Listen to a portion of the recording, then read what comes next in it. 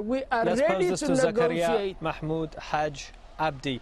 You don't care about the needs of the Somali people. This has nothing to do with Somalia, says your counterpart, Mr. Omar, in Washington, D.C. You're full of foreign fighters.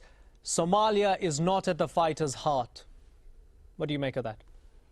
Yes, we do. We care our Somali people. We are the ones who actually defended Somali people, who actually freed from the Ethiopian occupation. The mayhem that he's mentioning, what he's talking is completely nonsense. I mean, this mayhem has been created by the Ethiopian occupation. 2 years of killing sprees. Hundreds of thousands of Somalis has been displaced by the Ethiopian occupation. Another tens of thousands of people have been killed or maimed or looted by the Ethiopian occupation. And now this government is actually an extension of the Ethiopian occupation. There are no Ethiopians in Mogadishu or Somalia. Let me finish. They are not enjoying any legitimacy whatsoever. If they are the government of the country, they should not be formed outside Somalia. Djibouti is not a Somali state. It is a separate state from Somalia. Look, the Somali people own the government of Somalia. Look, if there, when we are talking about government, it should be owned by the people, let's give not Mr. by Omar, the international community. as you responded to Mr. Omar, let's give him a chance to respond to you as well. The issue for us, the world knows, it is obvious. The Security Council has confirmed. I have just come from Mogadishu. There are no Ethiopians in Somalia. You know it. The world knows it. Everybody knows it. Stop living in the past. The current situation is 3 million Somali people, men and women and children, are desperate for guidance and leadership. This is the product, Ethiopia is the product of the Ethiopian occupation. Friend, let us deal with the realities now. You are covering the Ethiopian atrocities in Somalia.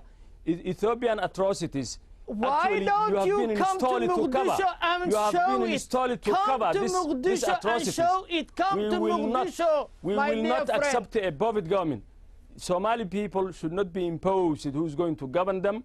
This is a project. You are welcome in Mogadishu. You are welcome in Mogadishu. United Nations. Come to Mogadishu. United Nations have nothing to.